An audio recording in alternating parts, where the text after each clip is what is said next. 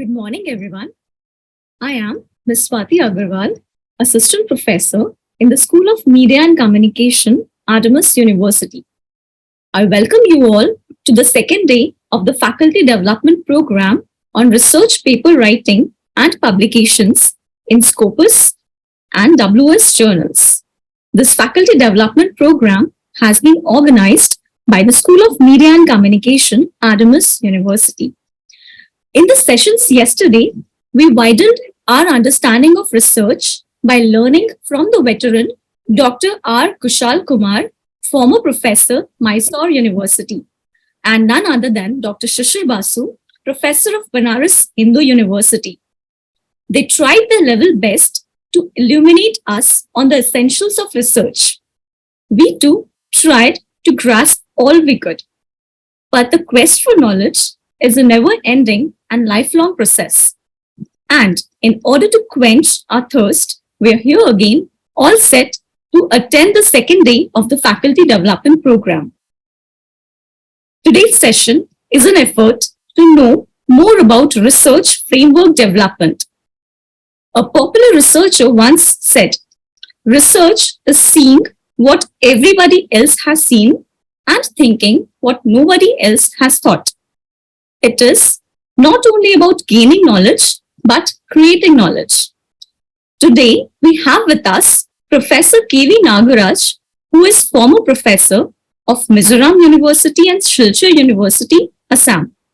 He has also served as the Dean and Professor of Mangalore University and Pro-Vice Chancellor and former Director of Center for Distance Education and Open Learning.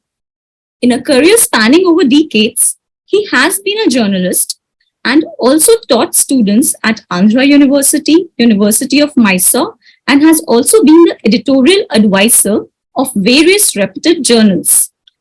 He has shared his intensive knowledge with students all across the country. He is a member of the academic bodies at various institutions, and he has been the resource person for East Zone Center, ICSSR, Shillong. He has run several projects, guided doctoral and postdoctoral thesis. It is my honor to introduce you, sir. I welcome you to Adamas University and our Faculty Development Program. So, sir, I request you to unmute yourself and the platform is all yours. Hello, can you hear me? So we can hear you. Okay, there is a last minute glitch with my camera. So I think my voice will be heard properly and that should be enough. Thank you very much for your introduction.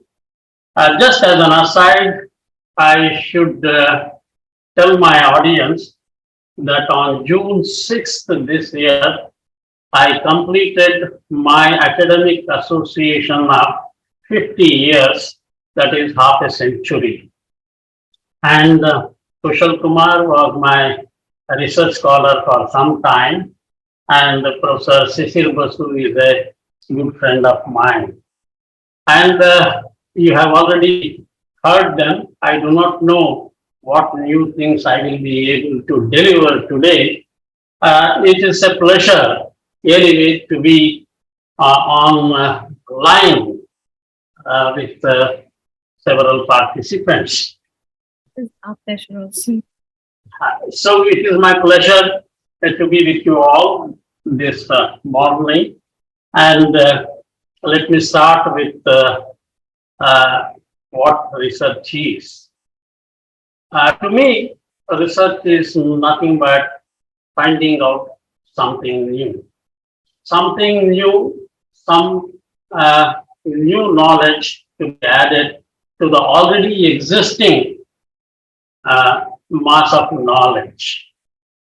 And doing research has got two phases.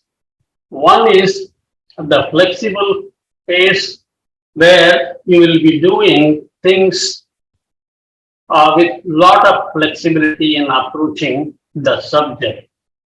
And the other phase is it will be rigid. That is, you will be applying the rules of objectivity with all rigidity.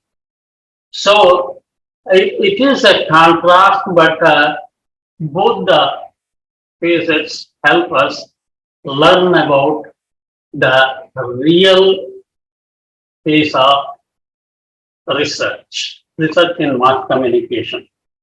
Media research is not very old in this country. It is maybe it came out with vigor by the end of the century. With the quantitative expansion of media schools across the country, there has been lots and lots of research efforts by the interested people. Even then, I would like to mention that I am not very happy with the quality of research that is taking place in the country, because I have been associated with several universities. I find things are taken for granted. Sometimes it happens to me also, because my students, not quite often, but sometimes they take things very casual. Anyway, the research effort is called, I call it as a penance. You have to do lots of work to see that your ideas crystallize into an acceptable research work. So, what is a research framework? Here I should mention, before I forget, we have borrowed everything from other social sciences like sociology, political science, literature, anthropology. Mention the subject, it is there. So, media research is 100% multidisciplinary. It is not interdisciplinary only, it is multidisciplinary. Because if you talk about the grounded theory of sociology or whatever subject you mention, it is there for us also. We have borrowed it from other disciplines. And at the same time, if you talk about deconstruction, we have borrowed it from a literature. If you talk about television dialogues, you have borrowed it from conversational analysis. So if you go on pointing out which one is really of mass communication, most probably you will find none, because we have taken everything from other disciplines and amalgamated them into communication research or media research, whatever nomenclature you would like to give. So this is very important, because there is something which is very interesting with regard to media or communication research. Then comes the research framework. What exactly is the research framework and how it is developed? You must have already heard some of these things, but still I would like to give you a kind of bird's eye view of what it is like. It is a systematic arrangement of research components. What are the research components? The research components are, for example, literature review, variables, hypotheses, and later data collection, data analysis, findings, and summarization. Everything comes into the research framework. So now, when you start doing research, the first and foremost thing is to identify what area of research you would like to prefer, whether it is a developmental communication, whether it is electronic communication like media like the radio or TV or print media or interpersonal communication, whatever you prefer should be identified. If you identify the area, then you will have to identify the topic, which you have, which will make you comfortable. You should be having interest in that subject, because without interest, if you do certain things, they may not gel well at the end. So this is where I tell the people, identify the topic. The topic, I want it to be different. You should always be, not only uh, thinking about different things, you should also be thinking about doing different things. If it is media literacy, it can be very innovative. You have to identify it and you have to structure it the way you want. It is always possible to prepare a different topic which will, interest people, because, research for most people is very drab. It is monotonous. Many people, we sometimes laugh at ourselves, while we talk, that who reads your research article? At least when it comes to mainstream journalism, there was a joke regarding editorials, particularly in British journalism. Who reads the editorial? Normally, we think that people do not read editorials. But people do write editorials. Still, we are, writing editorials, and we hope that at least some people will read. But during those days, the days of dominance of Fleet Street in London, the joke was one editor writes editorials to impress upon another editor. That means the editor of another newspaper. So here also we jocularly say very few people read the research articles, but how to make them interesting? The title itself can be interesting.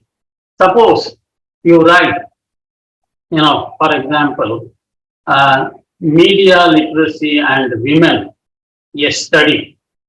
This word study is has become such a cliche. These days in some other disciplines like political science, they are trying to avoid the word study, because everybody says a study. And the question of changing it demands a little bit of creativity. Perhaps if you write media literacy and the gender otherization, the moment you use the word otherization, then you can use the word analysis or something different as the second part. So this is where you show your innovativeness and creativity. So give a proper title to your thesis. Don't go by the same cliches that have been used, all over the world. This has become a problem, but I think that here we can innovate. When I talk about a research framework, the format, how it can be like. See, you must understand there is a format for thesis and there is a format for research article. These two appear to be the same, but there is a slight difference. The reason is your thesis is a little longer, whereas your research article is restricted. You do not have the liberty to use more and more words to show off your ability to write. It cannot be a grand verbose. You have to limit it to the number of words prescribed by the journal. It happened to me when I wrote to the uh, UNESCO journal long ago on media literacy in India and marginalization. They asked me to remove 50 words which were in excess. That means they are very, very strict about the word load. So this is where I think we have to learn from the foreign journals because they mean their business. So you have to understand it. And, the titles, if they are really attractive, immediately they will attract the attention of the editors when you send your article to the journal. And they may, carried away by the title, they may get carried away. I'm sorry. And they may ask you to repair, rewrite whatever you have done. So that is one technique which I jocularly say misleading the editors.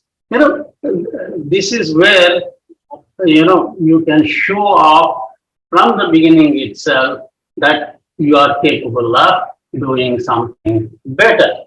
So that is the first thing that you will have to, that is the area of your research and then the topic of your research, which is reflected in the title of the research.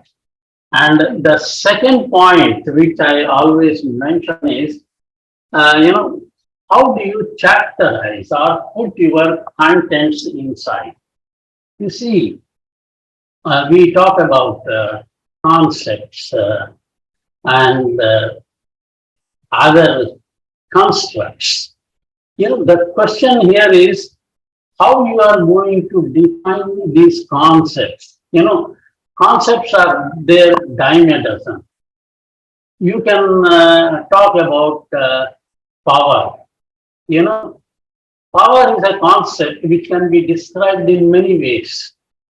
If you go through the Marxist writings, you will find their definition of power is different.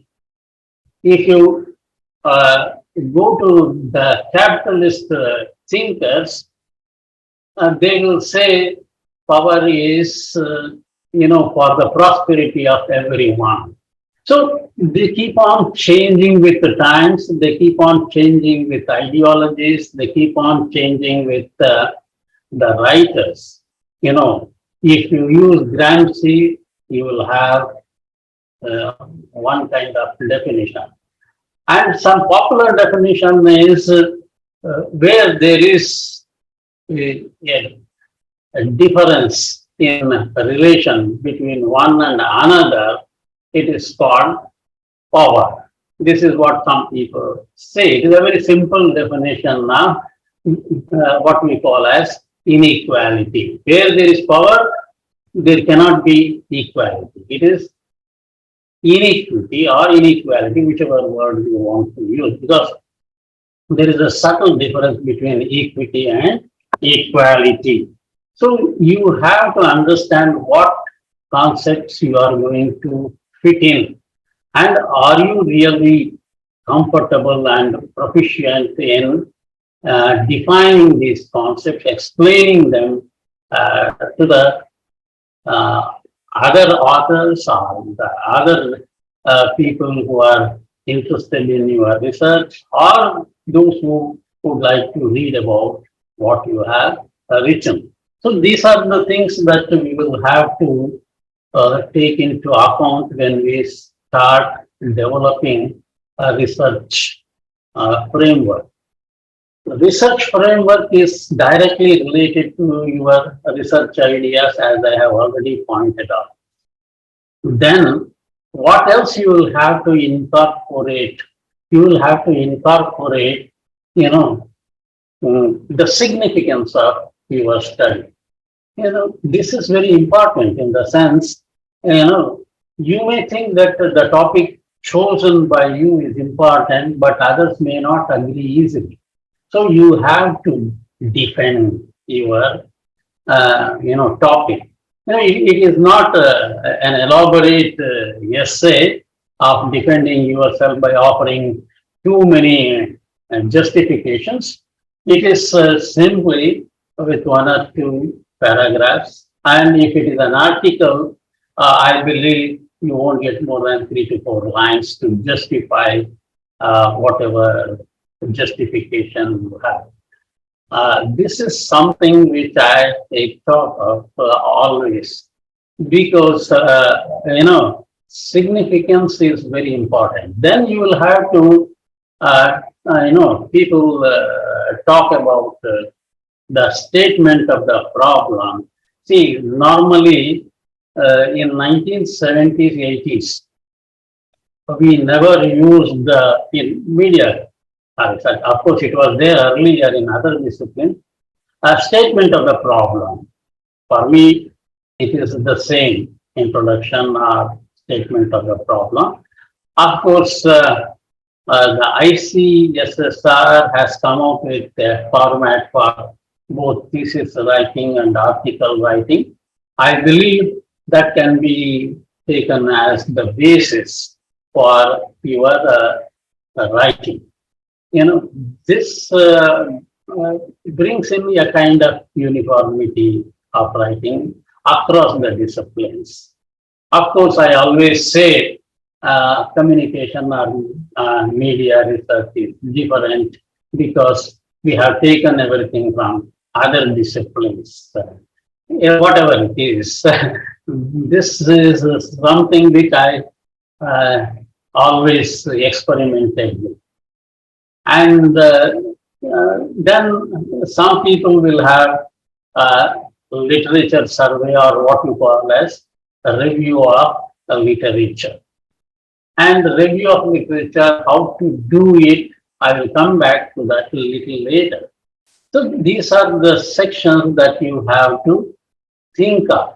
Then you will have to talk about methodology. Then you have to talk about data collection, talk about analysis, wherein you will be presenting, in particularly in methodology, you will be talking about the merits and demerits of your methodology. And in beginning itself, earlier we used to talk about the limitations of research work. But these days, there is a change in style. It is going to the last section of your article or thesis. So this is what, in general, a bird's eye view. I will come to the details a little later. Let me first start with the types of research framework we are using in media research or social science research. There are normally 4 research frameworks identified. Of course, there are many depending upon different authors and different disciplines. I normally take the 4 research frameworks. The first one is deductive research framework. Deductive research framework, I always, have the company of people who do research in natural sciences or applied sciences. They have the problem with social science research. They say, why do you call yourself as a social science researcher? What is this thing called science, social science? It can be sociology, it can be anthropology, it can be literature. but there is nothing called as social science. The issue here is simple. In the early years of media research or social science research, people wanted to give a definite shape to their disciplines through research. So they borrowed, for the purpose of objectivity and accuracy, some of the concepts and principles from natural science research. That's why they started calling themselves as social scientists. So this is the point of altercation between scientists and social scientists. Whatever it is, we do apply these things in social science research called the method of deduction. We call it as deductive approach or deductive research framework. What is the major characteristic of deductive research? It is simple. The moment I say deductive, it comes from deduction, deduce. So you take something out. Now, the characteristic of deductive research is, it is a straightforward presentation. You take some idea from a theory or a research question or a research hypothesis and collect that data and test it and come to your own inferences based on your analysis. That is, it is from generalization to specific inferences. You have a theory. For example, you have the cultivation theory about the TV and violence, the neighborhood violence, how it affects you, George Gerbner.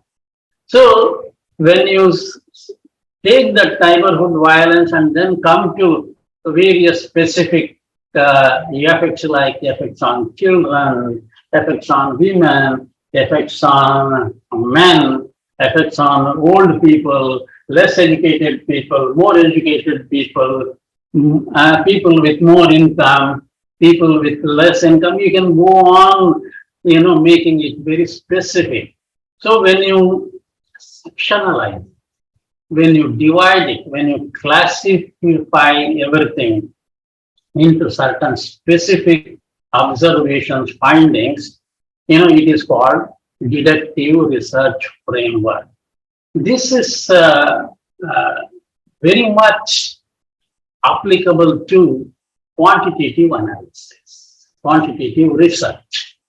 As you know, you're all familiar with these two categories. One is qualitative research, another is quantitative research. So this is, very much suitable for quantitative research. So this is one thing where I also sometimes get confused. Because there is another thing called as qualitative research. Now, the question is whether the qualitative research is purely qualitative, whether quantitative research is purely quantitative, as they do in natural science research. This is something I will always be talking about. If you are talking about qualitative research, you will always think about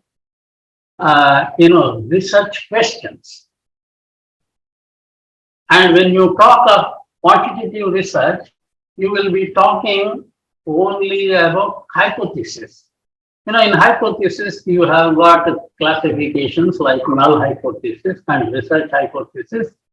These two categories decide what kind of statistical test can be preferred.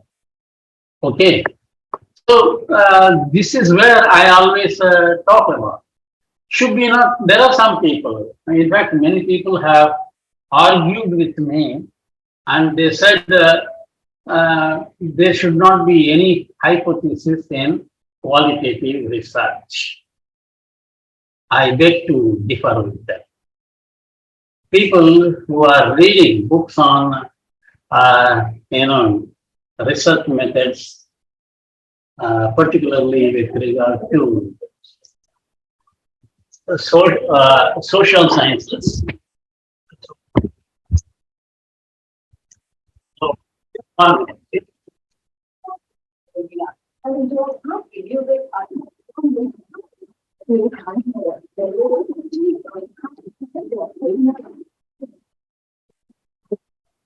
my Alexa started working on its own, so I had to switch it off. Okay. I beg to differ with people, who say that we should not use hypothesis in qualitative research. Read books written by a certain scholar. Most probably you must have read Wimmer and Dominic. And Wimmer and Dominic must have, given you the idea that, we can use, this hypothesis in qualitative studies also. So that is where I also talk about, using research questions in quantitative research along with hypothesis. A couple of students of mine have used both in quantitative research as well as qualitative research. What is a hypothesis? All of you know it is simply an assumption or a presumption which you are going to test. A research question, you are putting the same thing in the question form. That's all. Let us not be very, very rigid about certain things. When it comes to objectivity and other things, okay. When it comes to format, I think you can make a little changes in whatever work you are doing. You see, you will be surprised to know my own thesis on history of Kannada journalism. You will be surprised to know that I have used content analysis. Yes, Professor John English, Professor Emeritus in the US, Georgia University, Athens, who was also chair president, he said this is something new because I wanted to find out the current trend in news presentation, making a historical comparison between what was there earlier and what is there today. You see, some of the traditionalists would not agree with me and they would say, no, you can't use content analysis in historical research.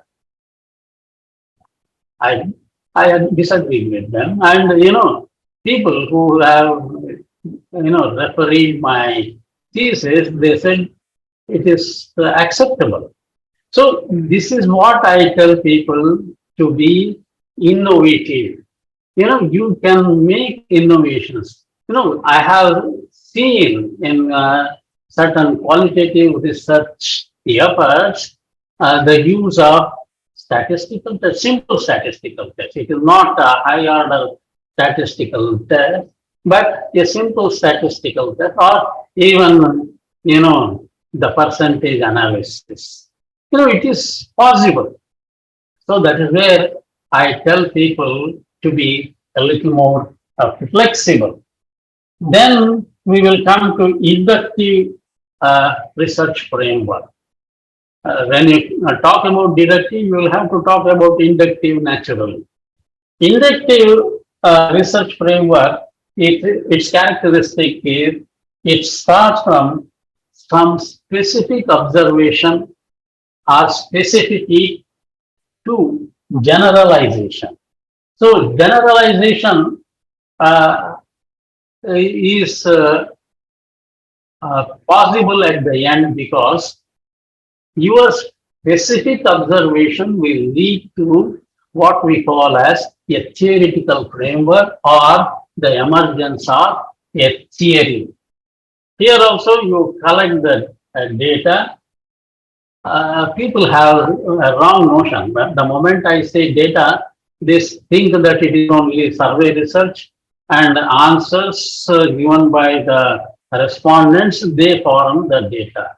No, even when you get, certain material from secondary sources, they also become data. This inductive method is mostly used in qualitative research, and this qualitative research, has got this particular characteristic of making the secondary data as primary data. Mostly qualitative studies are drawn from the secondary data of quantitative studies. This is where I also talk about, meta research. What is meta research? Research about the research that has already been conducted. You take several research efforts and try to analyze them. That is what is called as meta research. Accumulation of other research works and trying to draw your own inferences from these research works. You see, when things are changing all over the world, why should we not change in India? I have got problems with many of the people because I always ask people to leave the beaten path and do something different. Uh, you know, in content analysis, this happens while we are doing research. When I asked one of my research scholars to do research, taking different editions of different newspapers for analysis, people said this is something unusual and it is against the rules of content analysis. I said, please be updating. Research is not like stagnant water. It is a dynamic process where things keep on changing. Your ideas keep on changing. What you said was wrong yesterday may become right today because of new technology. Things are changing very fast. So I said, you must be knowing the organization, Pew Research Organization in the US, and they had done it. You see, the subject was simple. It was about Anna Hazare's movement and its coverage in three different newspapers like the Telegraph of Kolkata, the Indian Express of New Delhi, and the Assam Times of Guwahati. So when I proposed this, there was objection. I said, look here, one of the assumptions or research questions is the impact of,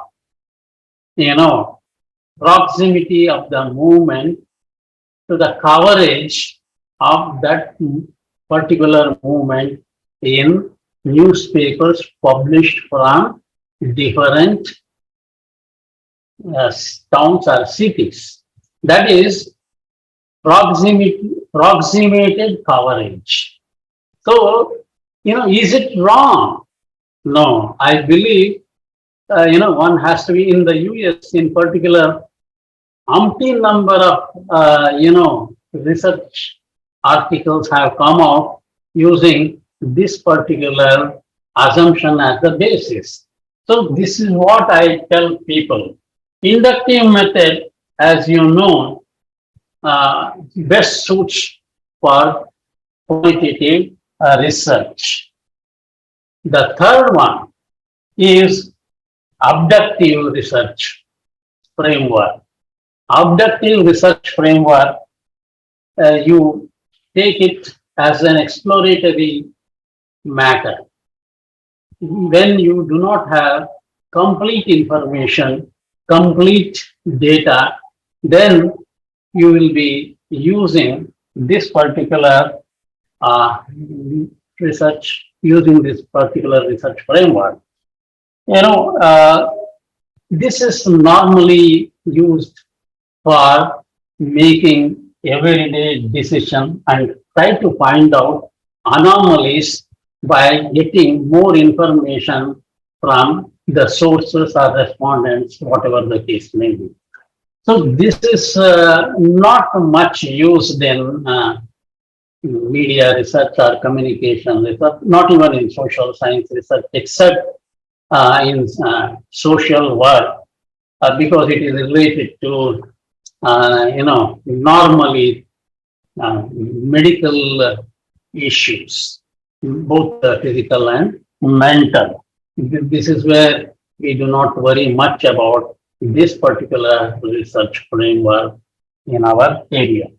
And the third one is mixed research framework, which uses philosophical statements or assumptions. Some people call it as triangulation because it uses both qualitative and quantitative, research methods. Triangulation is very common these days in media research. But when we talk about philosophical statements, there are certain methodologies which we borrow from other important disciplines like philosophy. Philosophy is one area which has given lots and lots of concepts regarding ethical behavior of media persons. So, phenomenology. See, I have used phenomenology in one of the research works of one of my research scholars. So, this is how you can borrow and use those ideas, philosophical ideas, and apply them to your own topic. For example, if you are doing on media literacy, I think you can straight away take philosophical, phenomena, because in research we always use certain words like phenomena, elements, concepts, hypotheses, all these things which you are all aware of, and phenomenology, the philosophical phenomena that we want to aggregate for our research can also be considered as important. And here you should remember that social science research has borrowed, certain methods from philosophy and the branch of philosophy called logic. And when we talk about the main component of research, that is objectivism, you see, objectivity. Objectivism is the basis of all research, whether it is social science or science, which I have already mentioned. And it all depends upon verifiable empirical evidence. So this is where we talk of, the institutionalization of the concept of objectivity. It is the natural sciences that made, science objectivity as an important element, and that this institutionalization is the basis of all natural science research today. And the question here is, when we in humanities, in social sciences, deal with human beings, is it possible for us to be objective always? See, the question here is the natural phenomena may not change much, but when it comes to human beings, the human beings change their mind frequently, their opinions frequently, their impressions frequently, and everything depends upon their emotional status. If they are cool, there is a different type of response. If they are angry, there will be a different type of reaction. So, this is where we run into difficulties in social sciences. This is also a problem when we talk about objectivity. This is, what we have to think of. Sometimes I feel, there is no need for us to worry too much about precision or objectivity when it comes to social sciences. If we can think of, a kind of majority opinion that is carried by the respondents without going into the precision aspect too much, whatever it is. We do talk of precision, objectivity in media research. And, if you are going to give a scientific color to your research work, you will have to understand that there are four operations. Because when you write your research article or thesis, you must keep these operations in mind.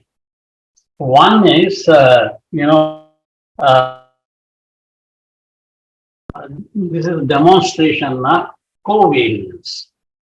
If there are two variables or two elements or two phenomena, if one is, you call it as independent variable, another you call as a dependent variable or some other name to it. We have to demonstrate that, suppose if there is a phenomenon called A, and if it has got relations with phenomenon B, if there is a change in A, there should be a change in B also. This is what we call as demonstration of covariance. This is very important. I can give you an example. Education and income. If there is more education in a person, say A, and if he is thinking of greater attainment in life, then his income should also change. Because these are two different phenomena: education, more income. You see, this is also a kind of covariance. So we have to demonstrate that it happens. Okay. Because it leads us to what we call as causal interpretations, causality. This is what we use in our jargon regularly. The second one is elimination of spurious relations. This is what I have already told you about covariance. If there is no such relation between two related phenomena, then the relationship is considered as spurious. So, you have to understand this. It is governed by the third factor called explanation. This explanation should demonstrate the covariance. Otherwise, it will be spurious. I can give you an example: a fire accident. If you say that there is a phenomenon of the number of fire personnel and it is related to the damage that has happened, then the relationship is spurious. It has no relation. It is actually the size of the fire and the damage that happens They are related. This relationship is not spurious. And the next one is time order. You see, you have to understand between the two phenomena which one occurs first and which one occurs next. For example, you must have read The Passing of the Traditional Society by Daniel Lerner. He talks about urbanization and political participation. He says more urbanization means more political participation. In this context, we should assume or we should infer that urbanization happens first, and urbanization is the cause of political participation, and the cause is urbanization, the effect is political participation. So you must be very clear about these things. Then we talk about the fourth operation, that is theorization.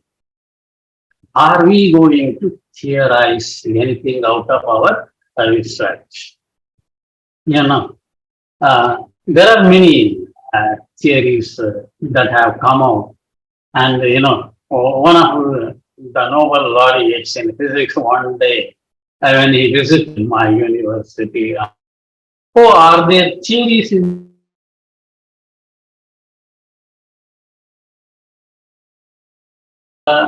I did not tell him there are hundreds and hundreds of theories in mass communication or communication, whatever the subject, the nomenclature you would like to give. What is a theory? A theory is described as a logico-deductive system involving assumptions, explanations, and predictions. Just talk about assumptions. You have assumptions. Assumptions they may be true or they may not be true. It is only an assumption. Then you have explanations. By doing research, you may gain explanations. And then by making inferences, you will be doing prediction. The word prediction is very important in the sense your research finding should have the predictive ability. That is, what happens next? What will be the effect? What will be the consequence? So this is what is important. And in science, they emphasize general explanations. That's why I use the word deduction earlier, because these explanations which we find out from our research can either be deductive or inductive. And we have, if it is deductive, it is scientific. If it is scientific, then you will have four important, characteristics to describe the predictive ability. The first one is a universal generalization. It should be general everywhere, all times, and or it should be applicable to everyone. For example, the law of gravity. I think the law of gravity is the same everywhere. That's what most of the people say. But now we have also come to understand, the gravitational force is more on the equators and it is less in the pole points.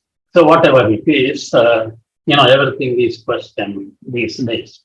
The second one is there should be a statement of conditions under which generalizations appear to be true. That is, there should be a statement of the conditions that make the generalizations appear true. Okay, that is the second one. The third one is there should be a phenomenon or an event to be explained. Gravity is a phenomenon. So it is called in research jargon explicandum. We use the term explicandum. So the fourth one, the rules of logic. Whatever that is presented, should be logically coherent. So there are rules of logic. We also use the word isomorphism in research. That is identical nature of the structure of the research methodology or the format, whatever you think of. So that is called isomorphism. So these are the four important points to be noted when you talk about scientific nature of your research. And whenever we talk about these things, these should be true in all the places, all the time, past, present, and future. And there are other things when we talk of research framework elements. Another one is very important, that is experimental research. I think in mass communication, the experimental research is very less in this country. It is dependent upon how you approach the subject. I tell you, it happened in 1990s when I was in Mysore University. One of my students, he conducted an experimental study in Odisha. That is the impact of rural newspapers on the villagers. How did they accept the information given? It was quite an interesting experiment. He started in rural newspaper, ran the newspaper for 9 months, and then he conducted a survey. He produced an interview schedule, and the same thing was also distributed as a questionnaire. And he collected the data and he analyzed the data and came to certain conclusions. It was quite interesting because he had to buy a printing press, he had to start a newspaper, and the newspaper was to be distributed among the rural readers who could read the newspaper. And he identified the areas of importance for giving information.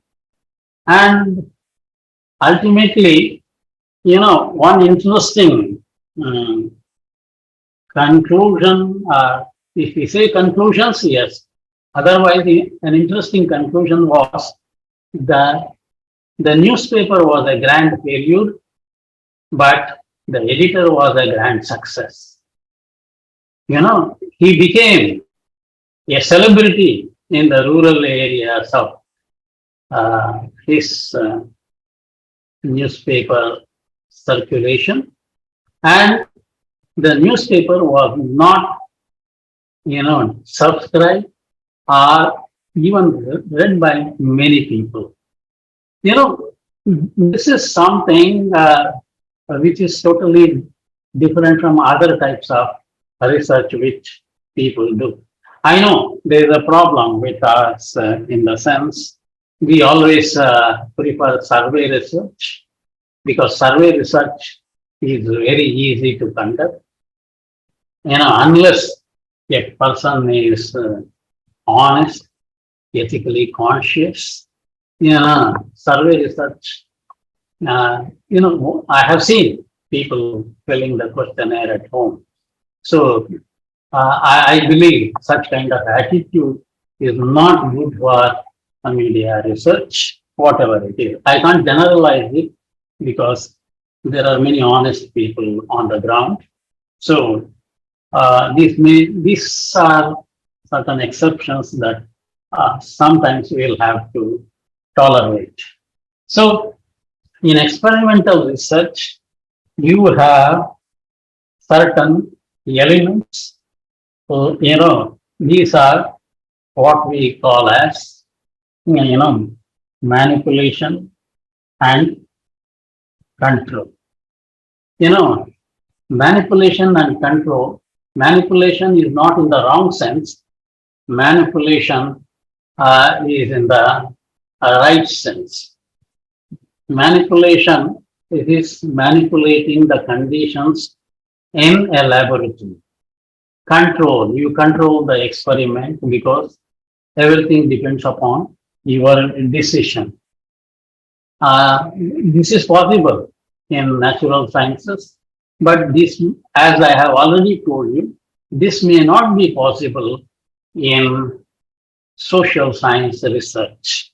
This is what I always tell people. This is the basic difference between the natural science research and social science research. And as I told you, this is very difficult to be achieved in social sciences. There are two types of explanations we have got. One is probabilistic explanation.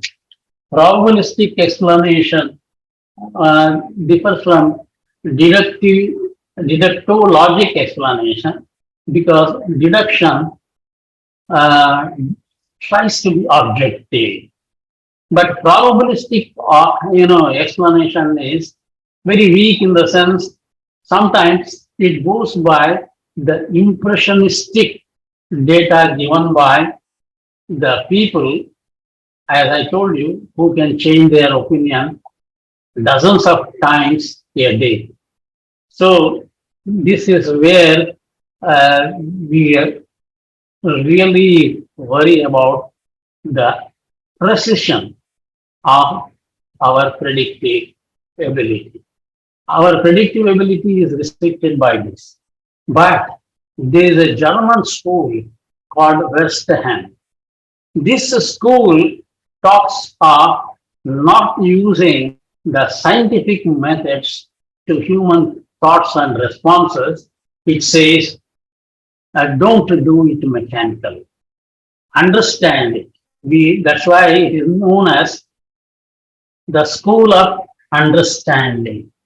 And it is against the notion of predicting human behavior in a mechanical form, in mechanical terms.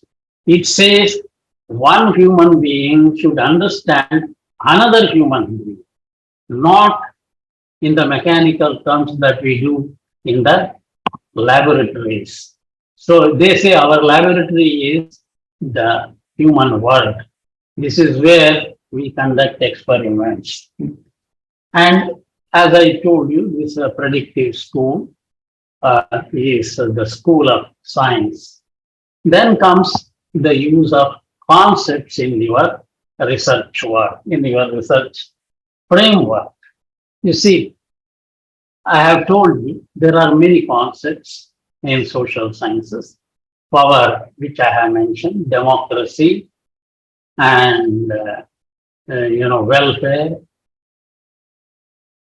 voting behavior, and violence, television violence, which is real, and persuasion. All these concepts, marketing concepts, also come into communication. All these, become part and parcel of social science research. So researching on them is really a tough task. Then in our research work, we use two types of definitions. They are known as conceptual definitions and operational definitions. Conceptual definitions, I have already told you that there are concepts and there are definitions, explanations given by reputed scholars. But the operational definition is not what you borrow from others, but it is your own definition. Suppose you have to define the term uh, newspaper, radio. You have to uh, use your own words. That is, what is a newspaper? You can say in your own words. A newspaper is a publication that comes out every 24 hours. That definition about the daily newspaper may not be, uh, always correct, but it is closer to what you think. An afternoon newspaper or an evening newspaper may not be an afternoon newspaper or an evening newspaper. I have seen most of the evening newspapers appear around 12 noon. Then you should call them noon newspapers. But due to the problems of logistics and competition, they have to print the newspaper early and distribute early. So that's why there are several editions to the newspapers. Then variables. I do not want to talk about variables because your resource persons must have already spoken about them. These variables have different nomenclatures depending upon the discipline and the context. There are intervening variables, there are non-intervening variables, predictive variables, like that is predictor variable. So many things are there. I don't want to deal with them here. I have already talked about hypothesis and research questions. And as I told you, the research questions are mostly used in qualitative research. Then the ethical aspects of research, which I think somebody must have already done. I will not talk about them. I will straight away go to what is called as research design. What is a research design? It is nothing but a blueprint of how you are going to do your research. There is something called as classic research design, which we will be discussing right now. A research design will take into account many factors. For example, factors like the subject of research, then the rationale or reasons behind the study. This is in the ICSSR format, rationale of the study. I talked about significance of the study that you can think of in your research work. And then the scope of the study, objectives of the study. Here, I would like to mention one thing.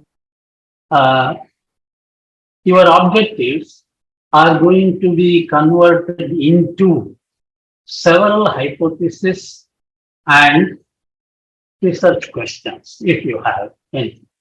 So, one objective can generate 4 or 5 hypotheses or 2 or 3 hypotheses, depending upon your preference, and research questions likewise.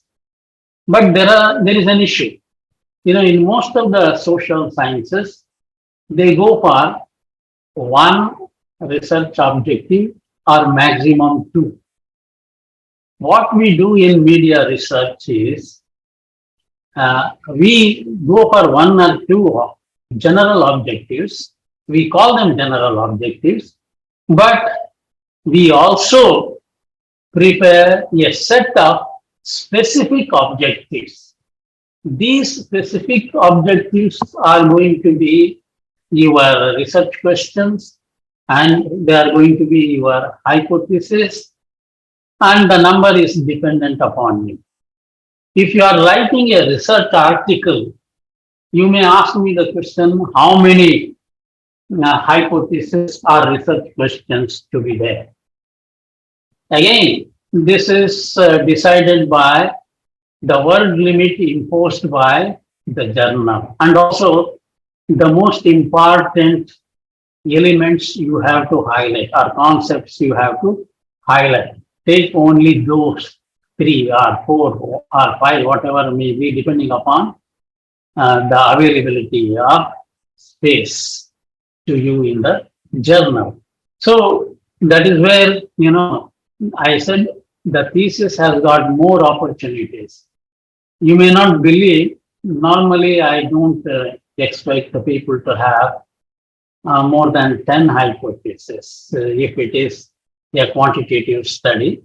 And if it is a qualitative study, then I will ask them to focus on 6 to 8 important questions to discuss. But, I have also seen thesis with 30, 40. One thesis contained 75 hypotheses. I was, reading that particular portion was a Herculean task, but yet I was supposed to evaluate it, judge what was there. So I had to go through each and every analysis. That is what happens sometimes when people become, more ambitious in their research work.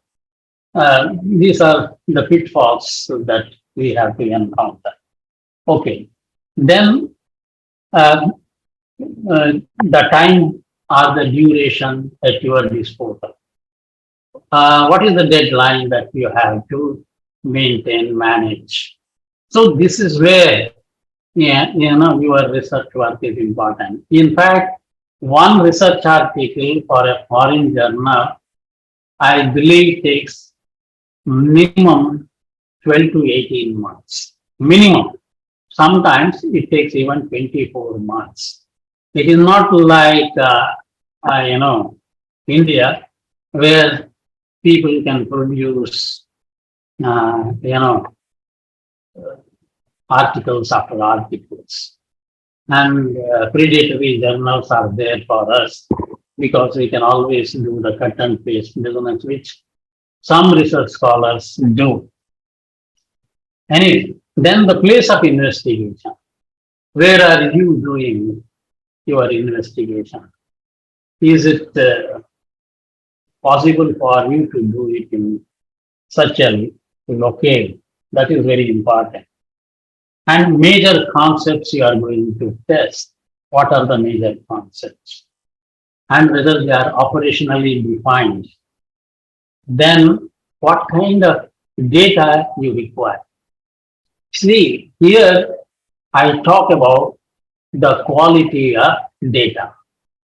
And there are normally three types of data.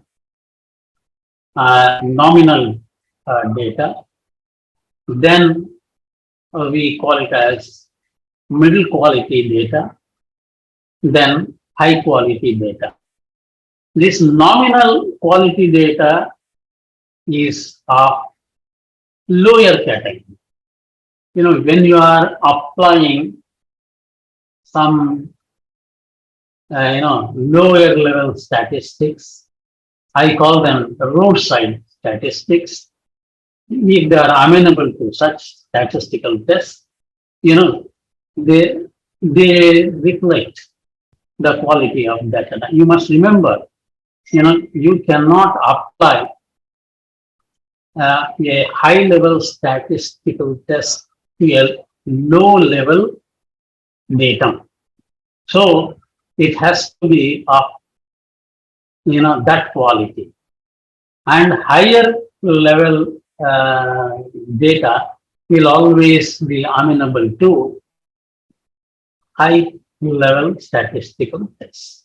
So you must remember, these things, because sometimes the people try to put low level statistical tests to higher level data. That is also not correct. It is impossible. Uh, and you may ask me the question, how do you classify data? See, just imagine you are doing survey research. You have prepared a questionnaire.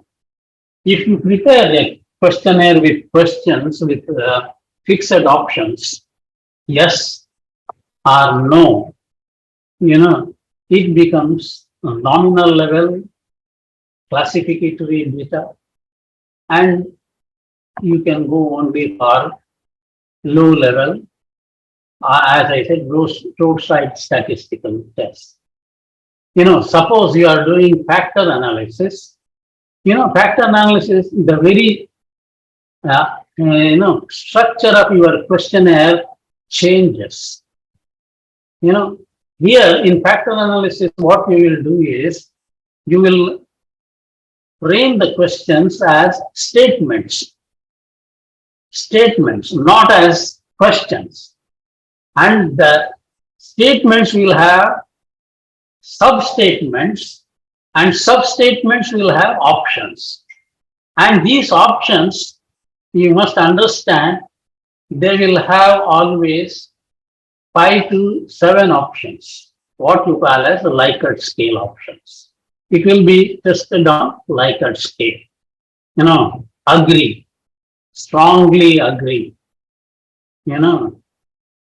I do not agree or I disagree.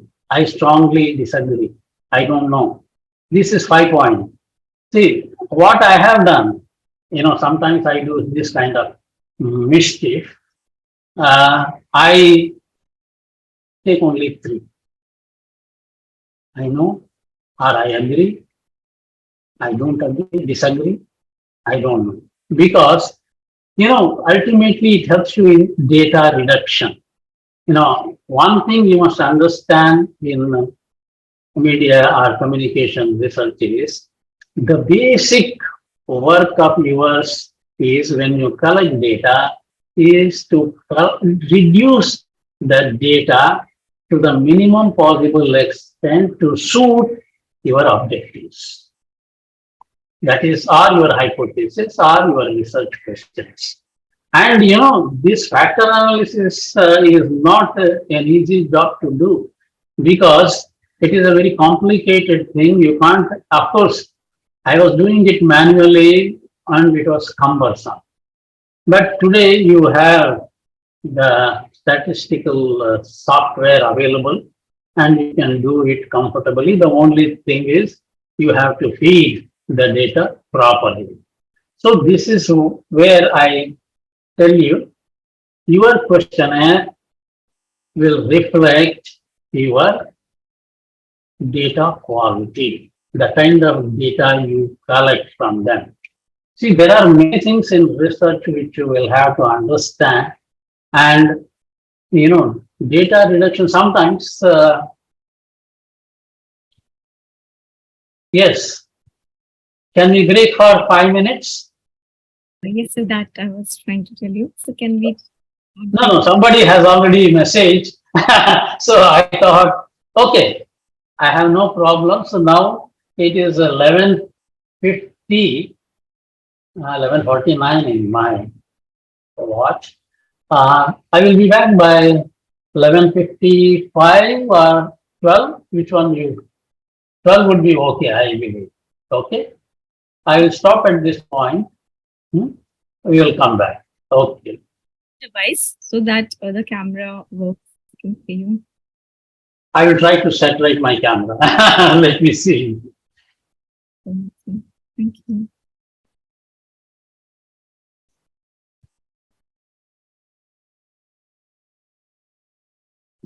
So we are taking a short break of 5 minutes. I request all the participants to join after a few minutes.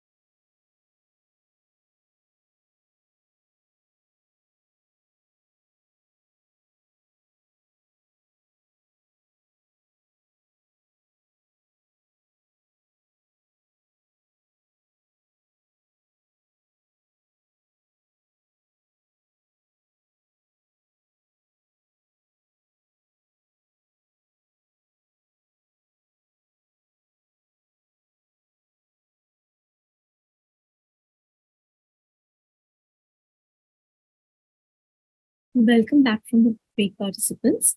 I would request you to wait for some time. KV Nagaraj sir is trying to log in from another laptop. So just be a little patient to give sir some time.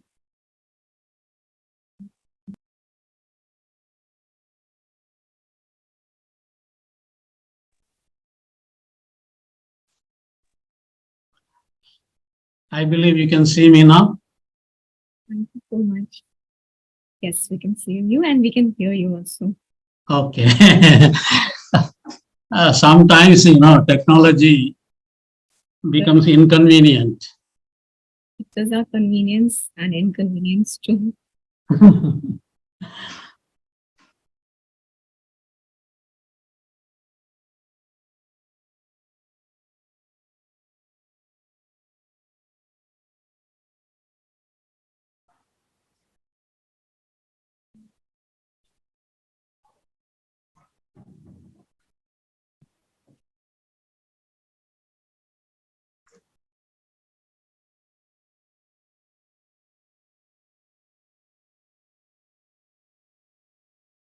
In the meantime, all the participants, they can think about what question they want to ask sir. And you can write in the chat box. And after the session, we will start taking those questions.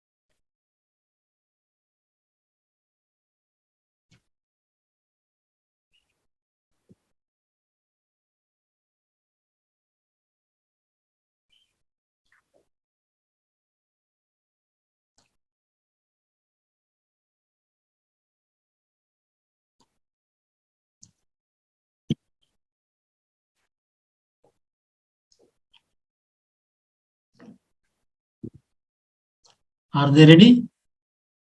Yes, sir. We are ready to go. Can we proceed then? Okay. I think the participants had a refreshing break and ready to bear the monotony for some more time. And I was talking about the major concepts to be defined in the research and design. You have to identify. One of the problems is there are certain concepts which cannot be easily measurable. They cannot be. For example, honesty. The concept of honesty cannot be measured. Truth cannot be measured. Beauty cannot be measured. So these are the concepts that are not for any quantitative analysis. They go straight away to qualitative analysis because it is very difficult to define them. And then in the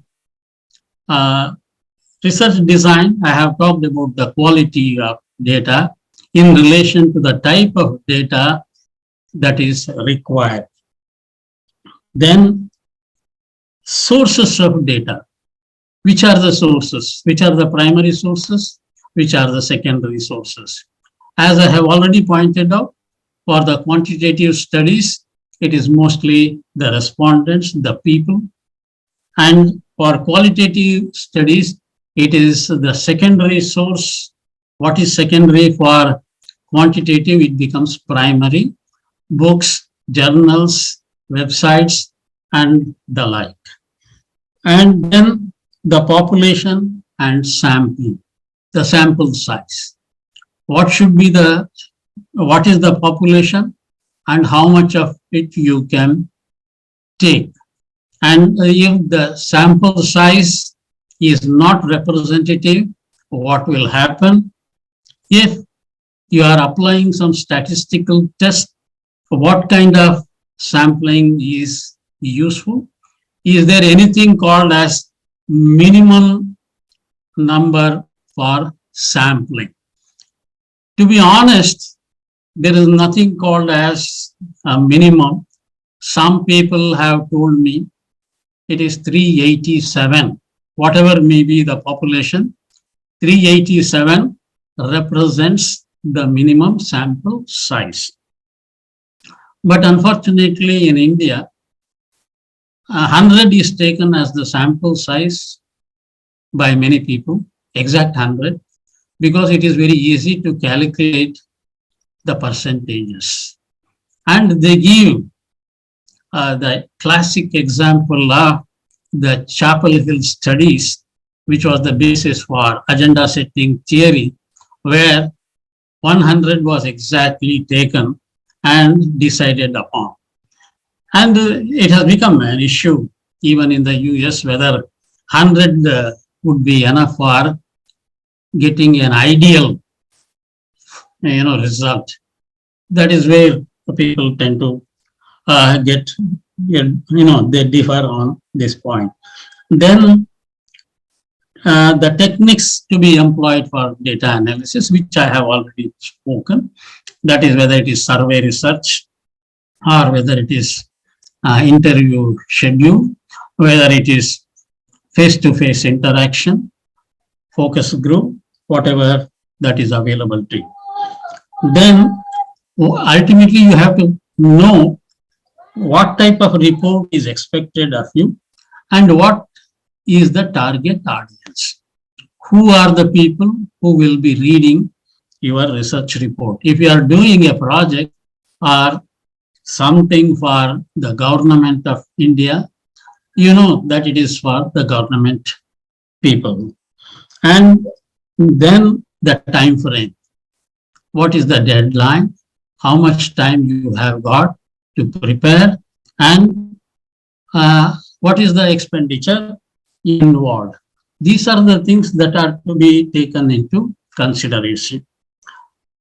And a classic research design will have certain components. Classic, why do we call it as classic? It is because it is used very much by most of the researchers. These components are comparison, manipulation. Comparison, you always compare between pre-testing and post-testing, between two groups or more than two groups. The kind of data you get, you try to find out. Even results are also, compared, not only the data you collect.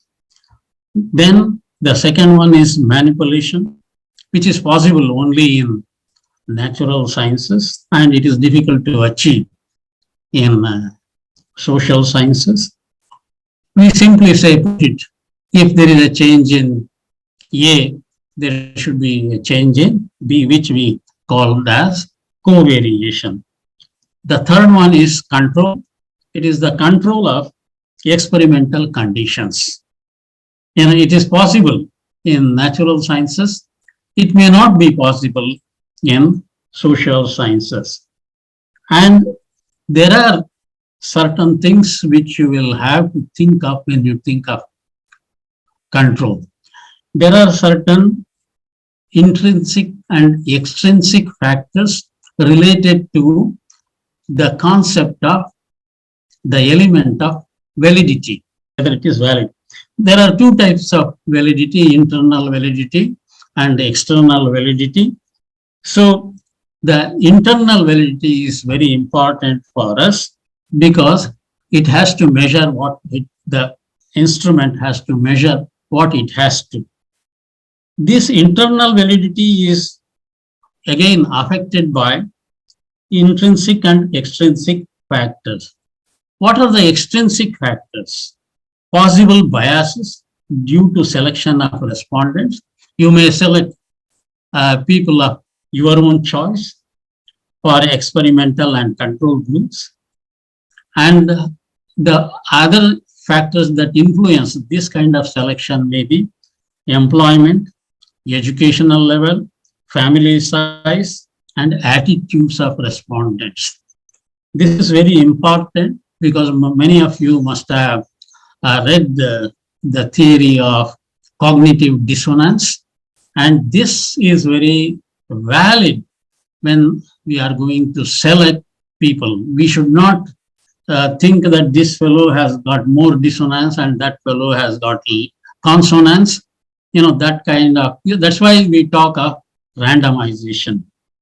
Then the intrinsic factors that affect the internal validity of research is history, because if the same questionnaire is used over a long period and if people become familiar with it, then it becomes part of historical influence. Then maturation, you will become, those who do not even understand anything about giving responses will become very alert because they have already become mature after being exposed to several, questionnaire submissions. Then experimental mortality. Some people will be going out, some respondents may leave the city, some people may leave the group, some people may leave the world also. So this also is responsible for experimental mortality. There are certain options that you can utilize. You can replace, you can substitute those who have left with others in the group, the reserve category.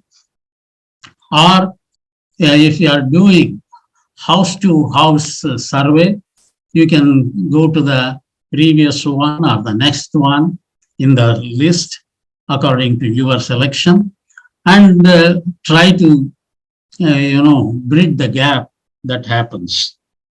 The fourth one is instrumentation. People will become familiar with the instrument even without looking at the questionnaire. People may start filling up. These things may happen. And how to control the intrinsic factors.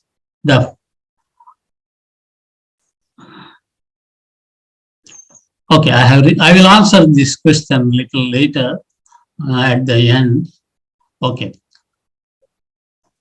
Now, what we do is, by using a control group, we are trying to bridge, because if there are two groups, then there may not be much similarity. And the extrinsic factors, which I have mentioned, that is employment, education, and other things, they can be done by several factors. One is matching. In matching, we take two types of matching. One is precision matching, another is frequency distribution. Precision matching is if you take two groups, A and B, there is the number one in group A, there is number one in group B, they must be similar or virtually the same. Unfortunately, it doesn't happen that way. If someone is 6.5 feet, another one is 5.5 feet tall, you can't say that they are the same. It is not precision matching, but in social sciences, we take certain other factors, not the physical characteristics, like say, if someone is, matriculate, we would like to have another matriculate. If another one is a BA graduate, another one is a BA graduate, like that we try to, most probably in designing, those who are familiar with the concept of formal designing, they understand how it is like. So this is precision. The second one is frequency distribution. You put them in a group, and the entire group will have similar characteristics with another group. This is called frequency distribution. The next one is randomization. You select people based on random digits which are available in random tables. Every research methodology book will have the random digit tables. Select the numbers from those. So that is one. Otherwise, you flip the coin, toss, then put them into different groups. And the third one is the lottery method, which you are all aware of. This is one thing. These are okay with experimental studies. If there are not many experimental studies of this kind, there are, for example, quasi-experimental studies. There is something called as quasi-experimental design. Here, you can use any one of these, components which I have mentioned: randomization, manipulation, and control. These things can be done. And the structure of the research work is, as I told you, is the same as we have been talking about. And, I used to make certain changes in the research format. Suppose you are doing qualitative study. You would not feel like putting it in the first chapter itself, where many people put review of literature, because the first chapter will not have much of contents. So, but why I prefer to have review of literature as a chapter is, if you have too many important works done on the subject. For example, freedom of speech and expression in India.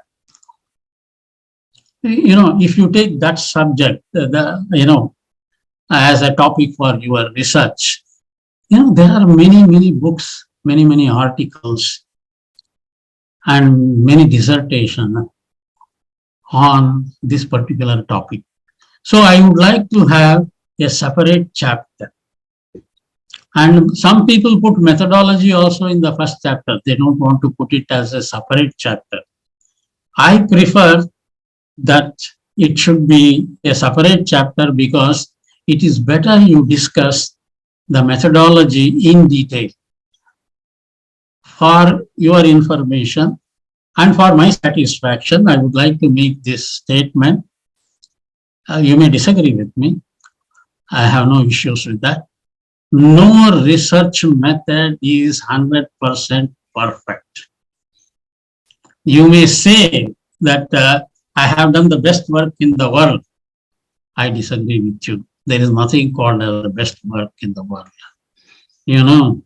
And no research method, whether it is factor analysis, whether it is cluster analysis, whether it is canonical analysis, I will tell you, nothing is, particularly in social sciences, when people are questioning the very basis of, E is equal to mc square, or the principle of gravitation, and the Newtonian laws are being questioned today. So what about social sciences?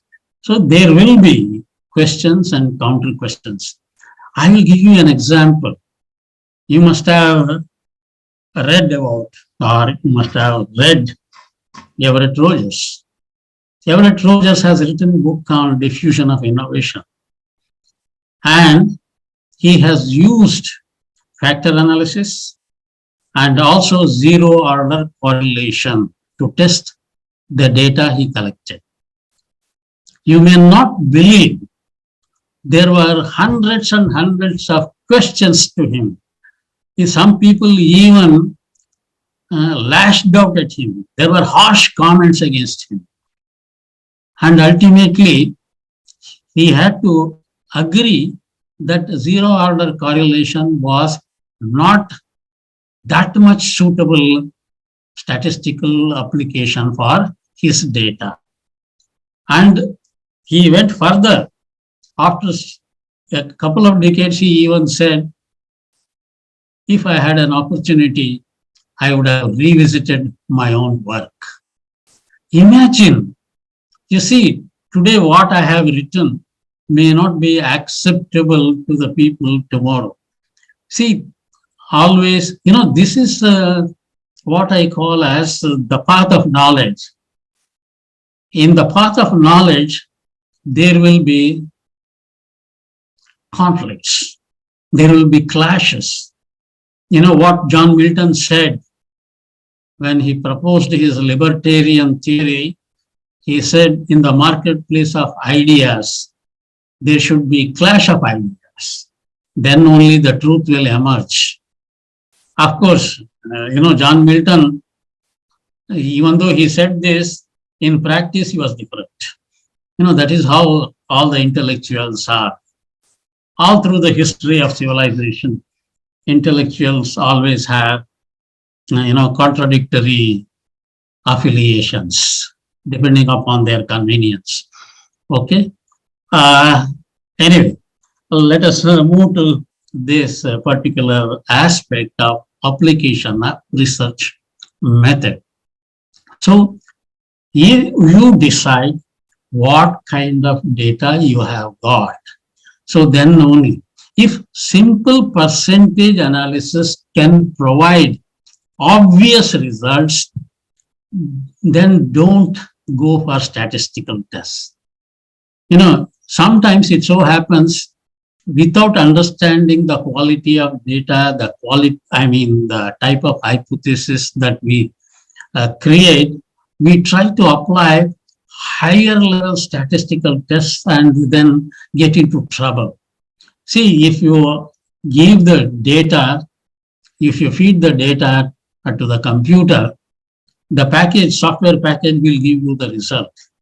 But whether that result is acceptable, whether it is compatible with your objectives, with your research, is the question. So this is what I always tell people.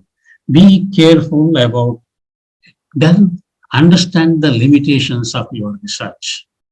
Understand. You see, your sample size may not be adequate. It will never be adequate, I'm telling you. See, more the merrier. What is more?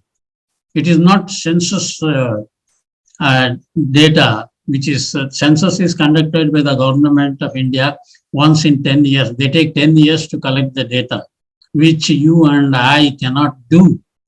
So find out how it will be. Then how are you going to present the data? Some people provide a separate separate section for data presentation, then they go for analysis. Don't do that. Don't waste your time. Put them together. And when you prepare the tables, I have the toughest task of, when some people come and ask for correction of table headings, table titles. People do not know how to write. It is a great issue.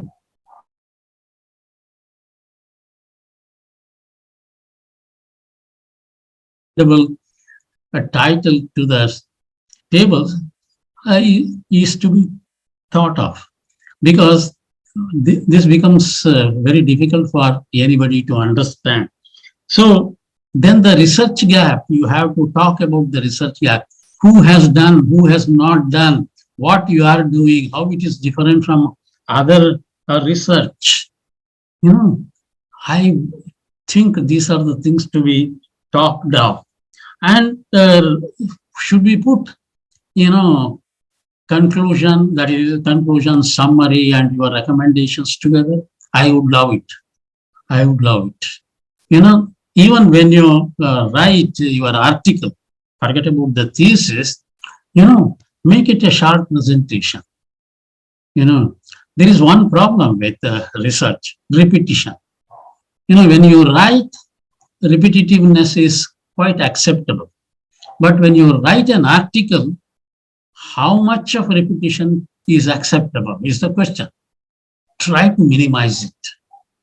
Try to minimize it. I know when you are going to convert your objectives into hypothesis or research questions, you will be repeating. When you are analyzing the data, you will be repeating.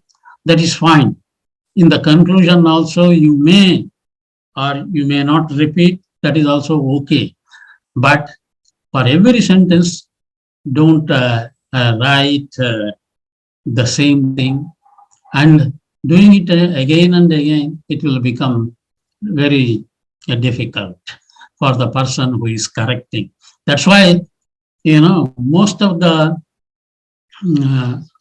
articles are rejected because there is no content except the repetitive sentences. People want to read what you are offering as something new. Please remember, your research may provide certain new information, new knowledge, or it may confirm or affirm what has already been said. So this is where, you have to understand yourself as a researcher. Suppose you do something extraordinary. It is okay. But in social science research, I believe not much is extraordinary. Something, I tell you, Wilbur Schramm,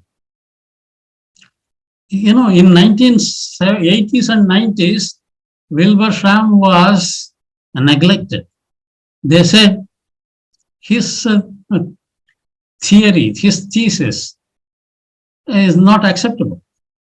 Then, now in 2010 and 20, people have started going back to Wilbur Schramm, and they say there is something to discuss with.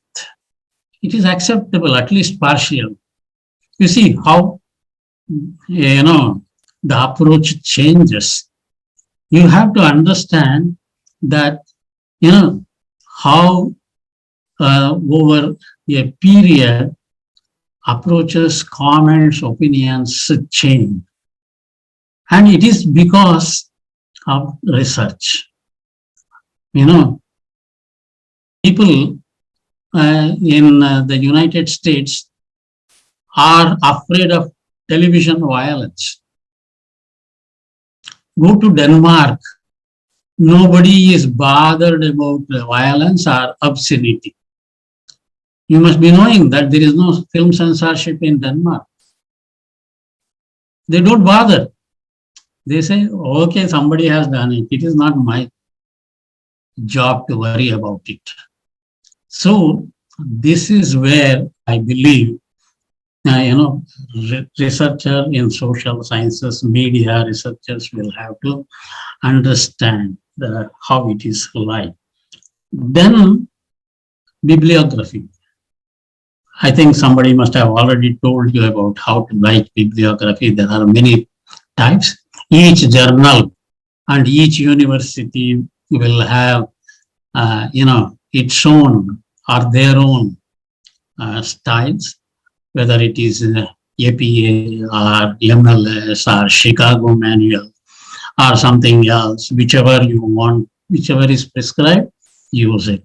Some people may ask for reference at the end. Some people may ask for both in-text citation and reference at the end of the article. And some thesis writers may prefer to write notes at the end of each chapter. And, there are many styles of making presentation. Whatever that is prescribed for you, you please follow that. And when I talked to you about the review of literature, going back to that, there are two types of presentation of review of literature. One is chronological, from the most recent to the least recent, and another is thematic research, thematic presentation. one after another. Take one theme after another and present it according to the importance of each theme. So this is one. And one more point I would like to stress here is every discipline has its own research language. Please master that research language. What we use in communication may not be, for example, if we use information overload, it may not be available in another discipline. Okay.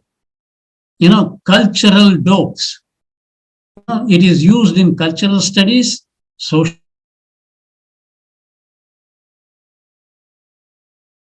See, commonality and differences. So be aware of these things. And research articles, as you know, they are always peer reviewed. It goes to different people. Blind review means you will not be knowing who your reviewer is. Sometimes this reviewing, it is like using the plagiarism software. Sometimes it is useful and sometimes it is not useful because even your original writing, it is 90% plagiarism.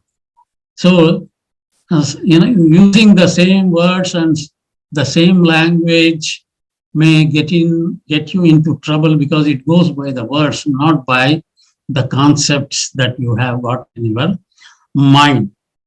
So, in fact, I had my own problems with reviewers. I sent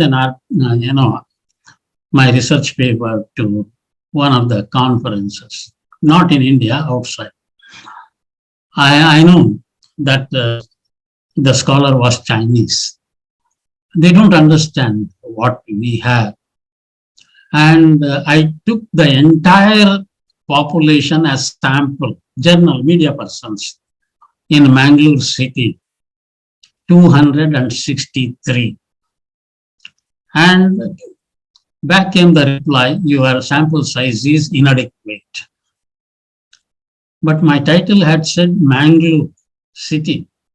And the whole, count was there.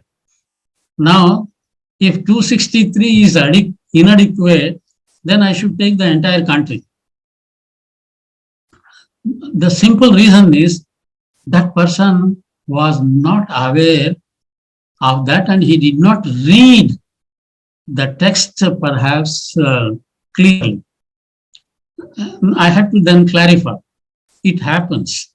So this reviewing is good, but sometimes some people may not understand your cultural ethos or in the context in which you have prepared your research paper.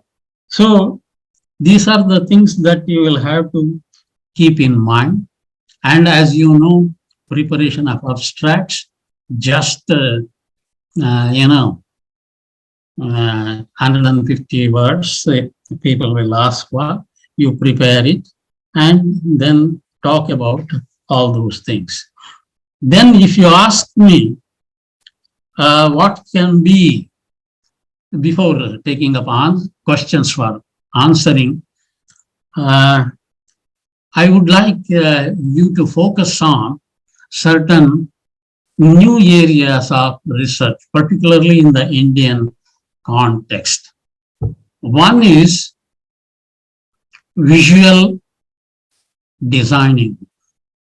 This is one area of visual communication which demands lots and lots of attention. Then media aesthetics. This is another important area which also requires our attention. And the third one is historiography. In India, history is not written precisely. I understand, when it comes to historical research, there are many impediments. You may not get the correct day. Yeah.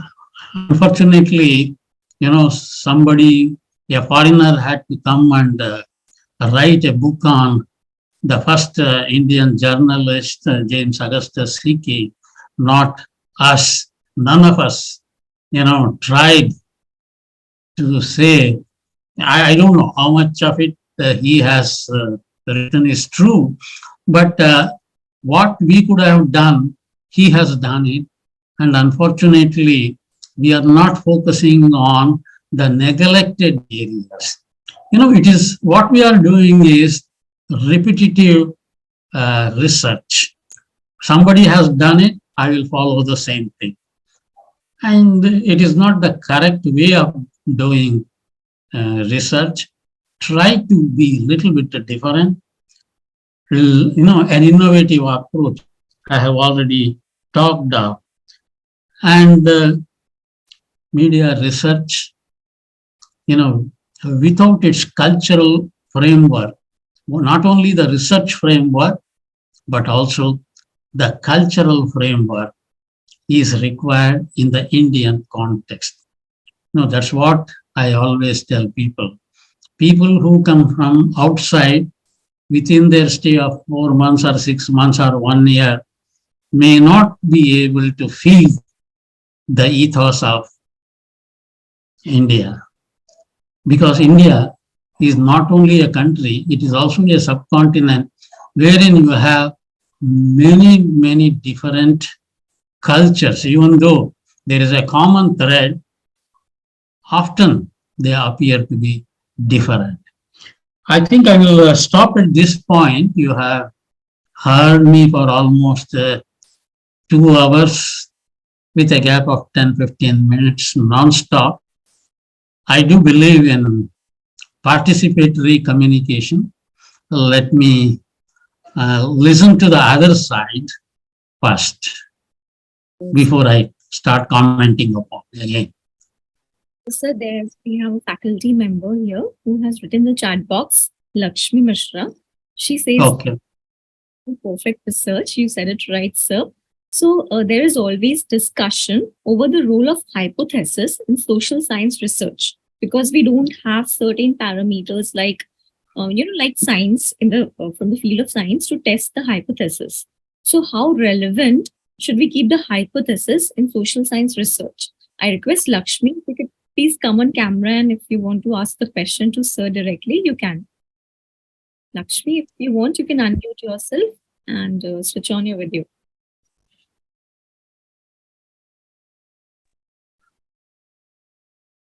Good afternoon, sir. Good afternoon.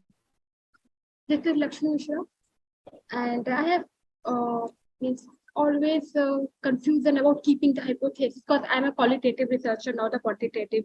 So many scholars in the social science, they keep hypothesis and they test it validity. So I just want to know it is valid to keep hypothesis in social science? Yes, we have been using hypothesis when it comes to experimental studies or quantitative studies. For example, if you are doing a factor analysis, in this hypothesis, particularly what we use in social sciences and also in communication, which is part of social sciences, there are 2 types of hypothesis which we use. One is research hypothesis, another is null hypothesis. Null hypothesis talks about negativity. If we say there is a strong correlation between watching television violence and violent or aggressive behavior by the viewers, if you say that is a research hypothesis, then the null hypothesis is the other way. There is no correlation between, television violence and aggressive behavior by television viewers. Here, the research hypothesis is used for normally higher level statistical tests, which I told you, they are known as parametric tests, and others are, for example, factor analysis. In factor analysis, we use research hypothesis and test it because it is a little bit different. Whereas we use null hypothesis where the quality of data is nominal. For example, chi-square test. Chi-square test, you can do it by hand. So without resorting to, come two-way chi-square test or a three-way, you can prepare the hypothesis accordingly and use them. And it all depends upon, as I told you, your research objectives. In other words, your hypothesis or research question should emanate from the research objective so that it will be relevant. It is not difficult to write hypothesis. It is very easy to write hypothesis. Just now I gave you one example. I can give several examples, like newspaper reading and age correlate very much. There is a strong correlation between age and newspaper reading.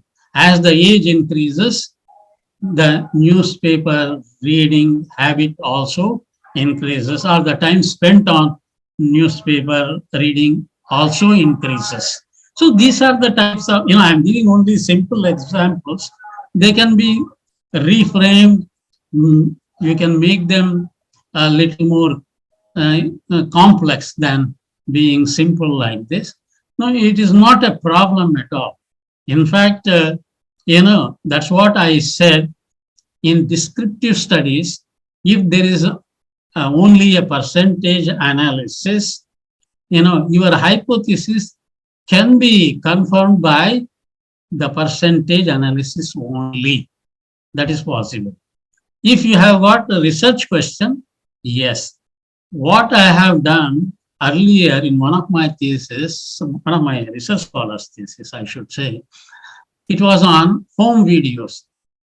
Now that home video concept has gone. It was I'm talking of 1990s, almost 30 years ago. It was basically a quantitative study, but we also used the qualitative analysis techniques, and we used both the research questions and hypotheses. That's why I can even give the exact page number from where you can get the details. You go to Wimmer and Dominic and go to the section on hypothesis where you will get these details. Okay? Thank you so much, sir. Thank you so much. you. Just my another question is the triangulation. Can we apply triangulation in the qualitative research and validate our result? See, you can use, when you combine both quality and quantitative research, qualitative and quantitative research, it is called triangulation. And some people call it as mixed. Even in research, people come up with different jargons. They mean the same, but they contribute for the wealth of terminology by using different terms. You can use it for both quality. Mostly, this triangulation is applied in quantitative analysis, where we also take qualitative analysis as part of it. But qualitative also you can use, suppose you do percentage analysis in mostly qualitative, just 4 or 5 or 3 or 2 tables dealing with certain, which I told you, content analysis. In my research on history and content analysis, this is something, doing historical research is very difficult. I experienced it. You may not believe, how much time I took to get, I took 14 years to get my doctorate, 1-4. It was not easy. Of course, there were other factors also. I was the head of the department and other things. So many things were there. But the process itself, I tell you, every book said there was a newspaper by one lady journalist in 1920s. It was a wonderful monthly magazine. They gave certain area, certain day as the specifications. Fortunately for me, I got the very second issue to debunk what they had said. Fortunately, otherwise, it is very difficult, particularly oral history. When somebody says from his memory, it is tough. That's why I said, these are the things to be reckoned with. Quantitative research is easy. Qualitative research is very difficult. One thing I tell you, there is something called as the process of filtering or segregation in qualitative research. When you segregate, how do you segregate? You have to do thematic segregation. You have to develop your own parameters to segregate. And that segregation becomes tough because there is a problem of overlapping. One particular content can be in A category, can also be in B category. And you have to use your discretion and justify it to put it into another category.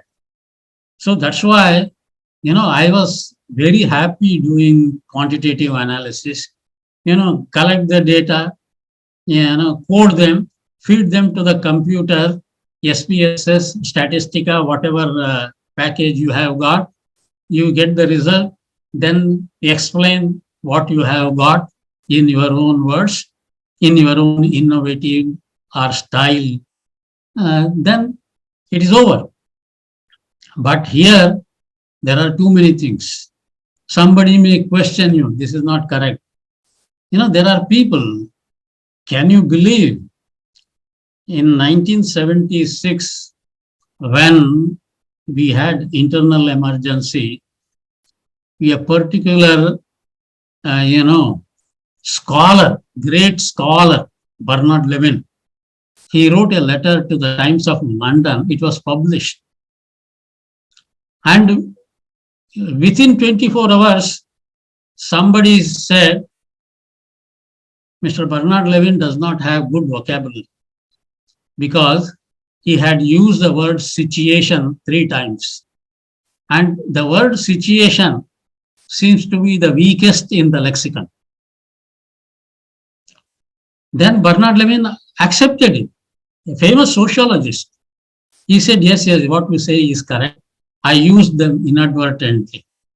So there are people who will be watching you, if not hundreds, at least some people who will try to find out where you are at fault. Fine? Okay. Yes, sir. That was great. So, okay. Another scholar, Matthew, he's writing that it's really a great motivation to do research. And I hope all new researchers keep on, learning from everywhere and they continue their work. So, Matthew, do you want to ask sir anything? If you want to come on camera and please ask what you have written in the chat box. I request Matthew to please come on camera and ask if you want to say anything.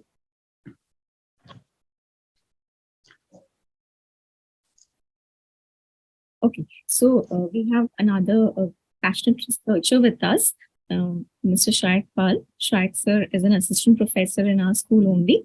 The sir asks how to connect theoretical, conceptual, and working framework.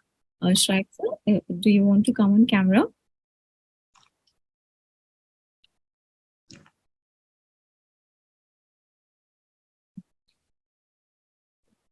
Yes, sir. Please. I was just curious, sir. I mean, how we should actually connect these three, because not all the research is actually required, all three, but for some researchers, uh, they need actually for my PhD, there are theoretical, conceptual, and working frameworks. So I just wanted to know that what is the best way to connect three of them?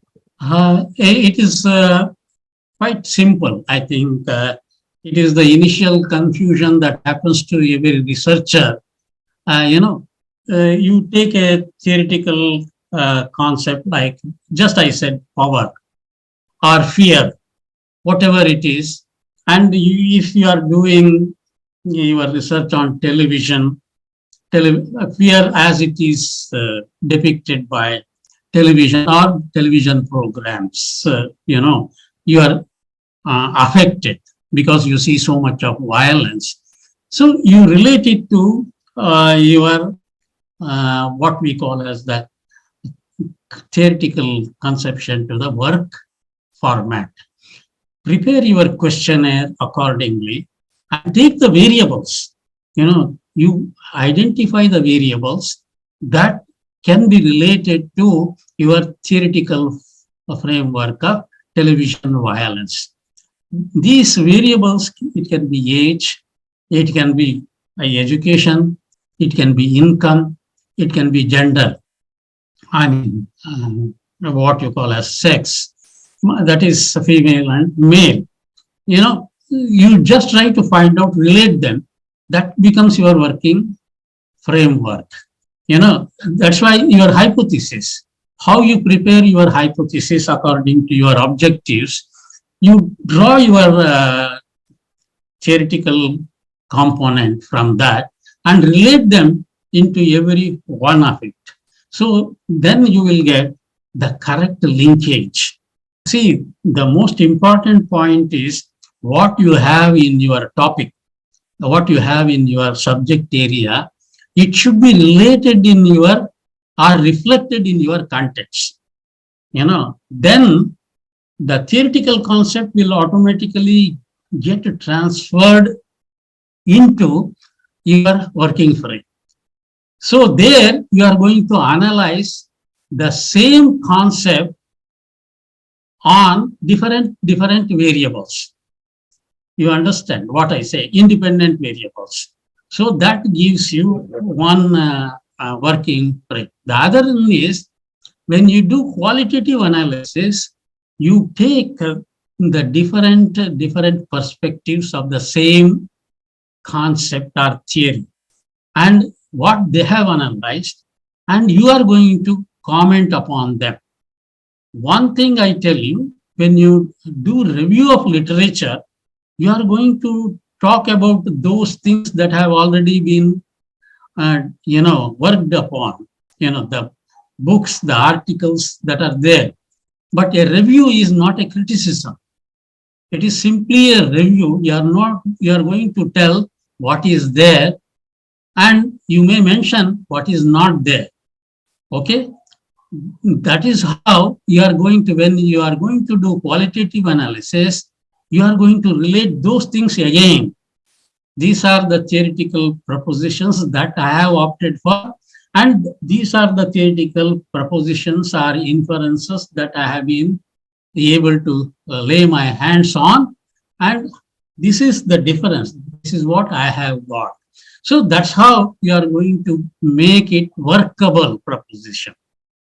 You understand what I say? Yes, take it from your theoretical concept, put them into the contents, work upon them, and come to your own conclusion. That works fine. Great. Thank you, sir. Sir, I have another question. So when I was doing my RSC, facing my RSC, one of the experts, they actually asked, I mean, this specialist asked that, why have you taken theories from management? Because I found that particular theory was apt for my study. So is there, should we do take theories from other disciplines like psychology, sociology, and Why not? Why not? management? You can take any subject under the sun for communication. Even environmental communication people have done. I have also, I have only guided. You have talked about management. See, one of my students, he has done on the satisfaction level of CEOs of television channels. You know, satisfaction level is a management, psychological as well as management concept. You know, that is, you know, he has taken a scale produced by Balaji and Balaji, which is also used widely in management studies. There is nothing wrong in it. You see, there is something called as media management. And in media management, management automatically comes in. You see, Yes, sir. there is nothing Because I have wrong. referred, yes, ma'am. So, because I have taken one theories from behavioral economics, which I felt because I was looking at the perception of social media users and how they react. So, so that just wanted to confirm that. Is it okay? No, it is absolutely acceptable. Personally, I have no issues with that because I told you I have been doing this for decades, as she has mentioned. And ultimately, there is nothing wrong in contributing something new to the language. I have a book with me. It is called Encyclopedia of Mass Communication. It is a 6,000-page book. You know, there you have everything under the sun. Everything is related to communication and mass communication. Library science, environment, and and also science communication. What is not there? Drama, from Aristotle to Vijay Tendulkar. Everybody is there. So I believe you have done a good thing. In fact, it is, if you can give something new to the field of communication through your research, I think it will be one of the, unmatchable contributions. That's what I always ask people to do on different things. Thank you, sir. Thank you. Okay, thank you. Thank you so much, sir. Okay, so we have one more participant with us. Matthew, sir, would like to talk to you. So please come on camera and unmute yourself. Matthew, sir. Thank you so much, Sir Professor KV Nagaraj sir and Ms. Savidi Agrawal, offering a great platform through Adams University. And it's really a very great thing that we are just in an initial stage of research work and interest. When we do this, the major or issues or facing the challenges that we are facing a failure or fear of failure. Maybe is it on the right way of doing, or is it right or wrong? So I just caught sir one word in the through the classes. I catch it up that there is no any clear or 100% methodology when you are choosing the research. So it's because it's not, no one is a perfect as 100%. So there will be every research, every papers you take, there will be something to be add on. So so these kind of words, and as a great researchers from the words, and this is a giving really motivation for us to do, and our fear become eliminated. That's a thank you so much for the great opportunity. Really, I'm very happy for that. Sir, and additional thing that I want to ask you that as if I am a new researcher, how I can be look forward or whether any platform we have in our community that we can involve and start our startup with any mentors or any mentors available for us to guide those things also. Thank you so much, sir. Thank you. I think I will answer this question. Whenever you register under a mentor, he will be the perfect mentor for you. Of course, there are not many online platforms for research guidance that I have not come across, particularly in the Indian context. But there are retired professors who have done a lot of work and who are good mentors. For example, Professor Shishir Basu, he is available, and he will certainly guide you. Like him, there are many professors whom you can depend upon, contact them and get their guidance. But ultimately, it is your original guide who is going to say this is correct or this is not correct. So the original guide is the final authority, and with his permission, you can contact others. These are all very sensitive issues in the field because, one should not hurt the ego of another person. So that is why I always tell people, talk to your guide, go by whatever he says. If he refers you to some other person, okay, fine. There is no problem with it. Then you can contact that person. Most of the people, most of the mentors are open-minded. They are very liberal. They will definitely say yes to whatever you want to do. But if they themselves can suggest some name, there is nothing like that. If they say you go to Mr. X or Mr. Y or Mr. Z, I think I will make a confession. Not very long ago, a person came to me from some other discipline, and I gave my suggestions. But what happened is, the other person, he was from a different discipline, and he or she, whatever, that person could not understand whatever I was suggesting. So ultimately, I suggested, you see, the best thing is to go by whatever the guide says.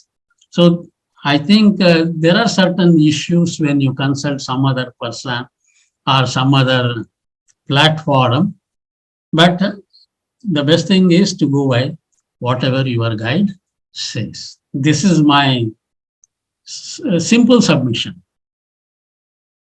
So we have another participant with us, Jagrup Singh. So he's asking about if you could just mention certain books which would be helpful for the researchers while they are doing their PhD and preparing. Okay. Which book? I have around 50 books with me, only on research methodology. Which one I should suggest? Doing Media Research by Susanna Horning-Post. That is one book I suggest. Doing Media Research by Susanna Horning-Post. The second one is, mass communication research, research in mass communication by Wimmer and Dominic. That is also another useful book. Research in Social Sciences by R. Krishnaswamy. He's an Indian author. It's a good book. Then Mass Communication Research by Nefziger. That is also a good book. So if you can, I can tell you another 10-15 names, but I think this would be sufficient for you. People should also get a time to read.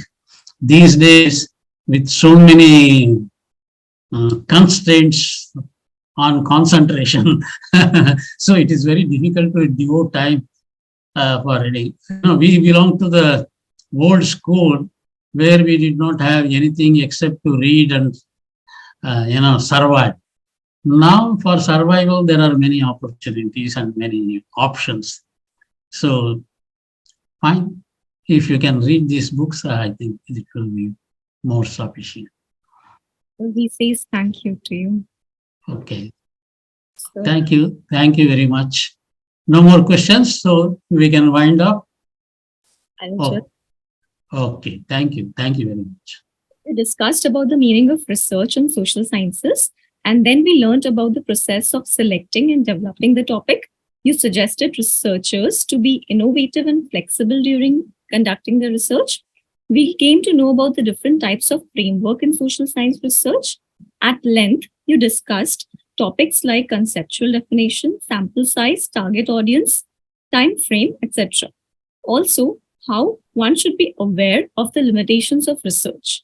It will be beneficial for all of us, and whatever you have explained to us today, it will really help us in the journey of research. Thank you, sir, for enlightening us with your knowledge and your years of experience in research. I also extend my thanks to all the participants for their presence. I would like to thank our Associate Dean, Sir, Dr. Akashdeep Muni, and Mr. Shayad Pal and Dr. Shomila Kayal for organizing this FDP. Thank you, Shujoy sir and Indrajit sir, to make this possible. And thank you to all the faculty members of the School of Media and Communication for your support. Excuse me, before I switch up, I saw the question. It is on development communication. So if it is, because I read it, there are beautiful books on developmental communication. Because two nouns, development and communication, they become ungrammatical. So I always use the educational communication, developmental communication. I suggest the names of authors because these authors have done lots of work. One is Daniel Lerner. The second one is Majid Tehranian. Then Andre Gunder Frank. This man has also done. Then Wolf. I forgot the first part of it. He has written a wonderful book on structural communication. And as usual, Diffusion of Innovation by Everett Rogers. With all its minus points, it has got many plus points, which we can counter. Then, if you want to read about the Latin American perspective, Alto Escobar. It is in English, not in Spanish. It is or in Portuguese. There are 2-3 books written by Alto Escobar. Read them. These books are quite useful for those people who want to do research in developmental communication. Thank you very much for disturbing you halfway. Thank you so much, sir, for your time and for coming here and enlightening us. Thank you so much. Thank you very much. Thank you, sir.